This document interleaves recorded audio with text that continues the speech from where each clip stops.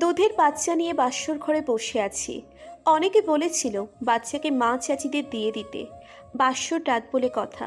কিন্তু রাজি হয়নি। বাচ্চাটা একটু থেকে একটু হলেই কান্না করে দেয়। যে শান্ত করতে পারত সে এখন আমার উপর সব দায়িত্ব দিয়ে কবরে আরাম করে ঘুমিয়ে আছে। হ্যাঁ, ঠিকই ধরেছেন, এটা আমার দ্বিতীয় বিয়ে। আমার এখনের স্বামীর নাম তানভীর। ঘরোয়াভাবেই বিয়েটা হয়েছে আজ আমাদের। আত্মীয় স্বজন বেশি নেই, গোটা বিশেক লোক হবে এসেছে। মাত্র আমার মেয়েটা ঘুমালো। একটু পরেই তানভীর এসে ঢুকলেন রুমে। দরজা মারলেন নিঃশব্দে। আমি পা দুটো আরো গুটিয়ে নিয়ে মেয়েটিকে আরেকটু জোরে চাপটে ধরলাম। তিনি এসে বসলেন আমার কাছে। আমি মাথা নিচু করে মেয়ের দিকে তাকিয়ে আছি। কতক্ষণ নীরব থাকার পর তিনি বললেন, জানেন তো, আমাদের দুজনেরই এটা দ্বিতীয় বিয়ে। আমি মাথা নাড়লাম। তিনি তাচ্ছিল্যের সুরে বললেন, কেন আমার স্ত্রী ছেড়ে গেছে এটা জানেন? আমি আবারও হ্যাঁ সূচক মাথা নাড়লাম।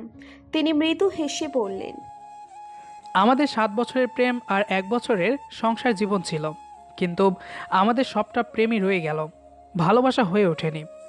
আমি তাকে মাতৃত্বের সুখ দিতে পারবো না জেনেই ছেড়ে চলে গেল। আমি চুপ করে রইলাম। কি নাম ওর? মাইশা। বাহ, অনেক সুন্দর নাম তো। ওর বাবার দেওয়া।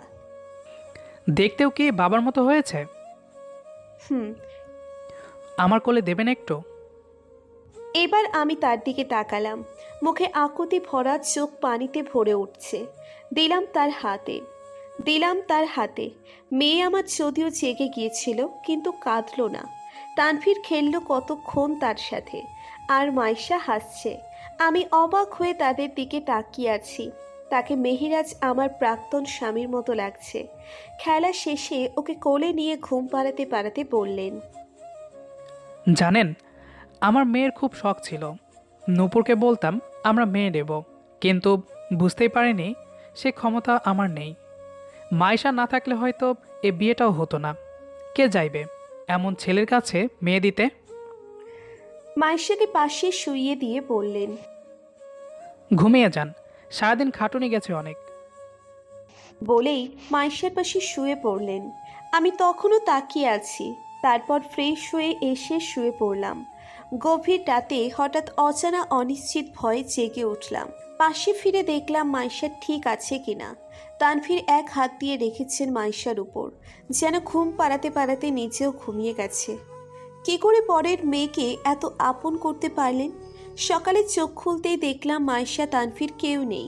আমি ধর্মর করে উঠে বসে আশেপাশে তাকাতেই বারান্দায় চোখ পড়ল। তানভীর রকিং চেয়ারে বসে ঘুম পাড়াতে চাইছে মাইশাকে।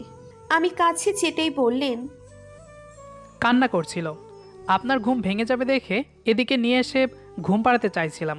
দুষ্টু বাচ্চাটা কিছুতেই ঘুমাতে চাইছে না। আমি দেখলাম মেয়ে হাত দিয়ে তানভীরের দাড়ি নিয়ে খেলছে। আমি ফিক করে হেসে দিলাম। তিনি বললেন, হাসছেন যে বড়। মেয়ের আমার আপনার দাড়ি পছন্দ হয়েছে। তা হয়েছে, ভাবছি আরো বড় করব দাড়ি, মেয়ে যাতে খেলতে পারে। আপনি ফ্রেশ হয়ে নিন। আমি মুচকি হেসে ফ্রেশ হতে গেলাম। নাস্তা খেতে বসেছি। তানভীর বললেন, আপনি বেলের আচার বানাতে পারেন? আমি বললাম, দেখেছিলাম আমার প্রাক্তন শাশুড়ি বানাতেন, খুব ভালো। তার আচারের স্বাদই আলাদা ছিল। তিনি রুটিটা ছিঁড়তে ছিঁড়তে বললেন, আমার বেশ প্রিয় বেলের আচার। ঝোলটা আরেকটু দেব? দিন, আপনার রান্নার হাতও বেশ ভালো। আমি হেসে বললাম, রুটিটা একটু পুড়ে গেছে, তাও বলছেন? তানভীর শেষটুকু খেয়ে পড়ল। ভালো হাতের পোড়া রুটিও অমৃত হয়। বলে উঠে চলে গেলেন মাইশার কাছে। মেয়েটা ঘুমাচ্ছে দোলনায়। মাথায় হাত বুলিয়ে ল্যাপটপটা খুলে পাশে বসলেন। পরদিন থেকে অফিস। মাত্র 3 দিনের ছুটি নিয়েছিলেন। বলতে গেলে পেয়েছেন আর কি। প্রথম বিয়ে হলে হয়তো সপ্তাহখানেক ছুটি পেতেন।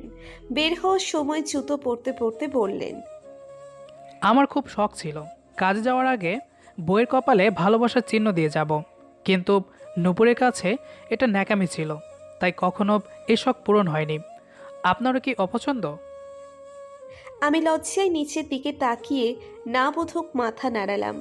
তিনি হেসে আমার কপালে চুমু এঁকে দিলেন, তারপর বেরিয়ে গেলেন। রান্না করতে করতে মেহেরাজের কথা অনেক মনে পড়ল।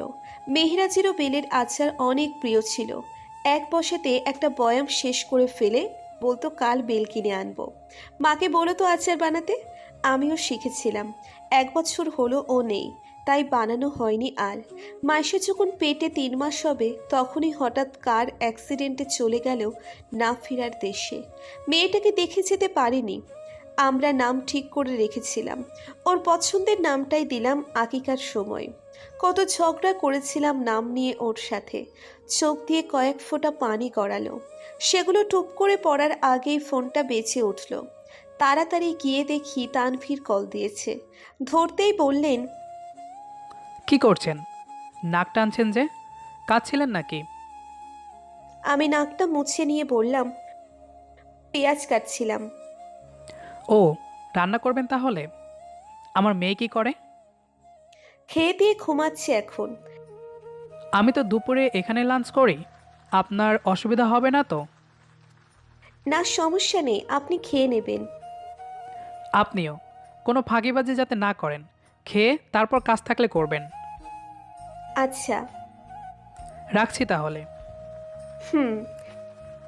তানভীর ফোন কেটে দিলেন। আমি রান্নাঘরে যেতে যেতে ভাবলাম, দুজন মানুষ কি করে একই হয়। রাত 8টায় বেল বাজলো। আমি মাইশাকে কোলে নিয়ে টিভি দেখছিলাম। গিয়ে দরজা খুলে দেখলাম তানভীর দাঁড়িয়ে আছেন, ঘেমে আছেন পুরোটা। আমি দরজা খুলতেই যেন হাঁপ ছেড়ে বাঁচলেন। সোফায় বসতেই ফ্যান ছেড়ে দিয়ে 1 গ্লাস পানি এনে দিলাম। সেটা খেয়ে ফ্রেশ হতে গেলেন। আমি সোফায় বসে আছি।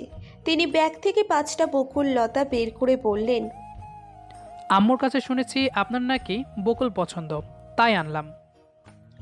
সে একটা লতা নিয়ে মাইশার হাতে লাগিয়ে দিয়ে বললেন, এটা আমার মেয়ের। বাকি 4টে লতা আমার খোপায় লাগিয়ে দিয়ে বললেন, আর এগুলো আমার মেয়ের আম্মুর। আমি লজ্জায় মুচকি হাসলাম। তিনি বললেন, লজ্জা পেলে আপনাকে দেখতে বেশ সুন্দর লাগে। 7 মাস চলছে আমাদের সংসারের। তানভীর বেশ খেয়াল রাখেন। আমার টুকটাক ভালো লাগাগুলো তিনি বেশ গুরুত্ব দেন। আর মাইশা বলতে পাগল। মেয়েটাও বাবার কোলে কোলে ঘুরে বেড়ায় যতক্ষণ বাসায় থাকে। অফিসে গেলেই মেয়ের কি কান্না। এখন হাঁটতে পারে একটু আধটু। কলিং বেলের শব্দ পেলেই সব ফেলে বসার ঘরে চলে আসে বাবার কোলে ওঠার জন্য। ভালোই কাটছিল। এর মধ্যে হঠাৎ তার প্রাক্তন স্ত্রী এসে হাজির। আমি তখন রান্নায় ব্যস্ত, প্রায় শেষ। জুম্মার নামাজ পড়ে এসে মেয়েকে নিয়ে খেলা করছিলেন তিনি। তখনই কলিং বেল বাজল। দরজা খুলতেই নূপুর এসে ঢুকলো। তানভীর চুপ করে চেয়ে আছে তার দিকে। নূপুরকে বেশ বিধ্বস্ত লাগছে।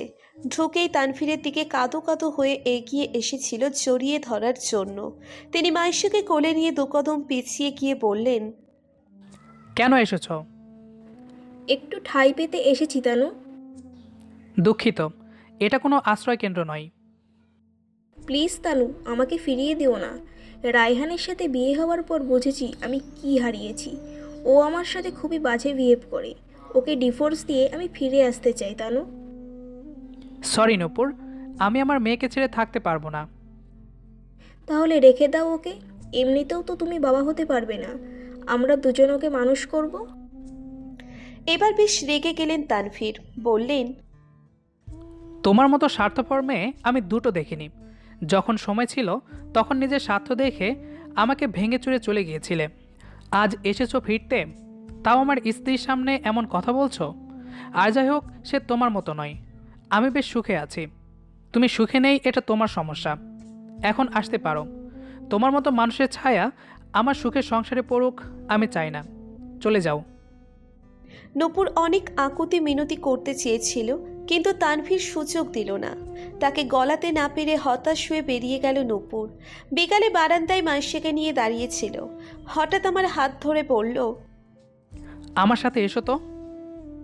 ছাদে নিয়ে গেল। দেখলাম রংধনু উঠেছে। অনেক দিন দেখা হয় না। তিনি আমার হাত শক্ত করে ধরে বললেন, মেহরাজ ভাই আমার জন্য রত্ন রেখে গেছেন। এই রত্ন আমি হারাতে চাই না আয়শা।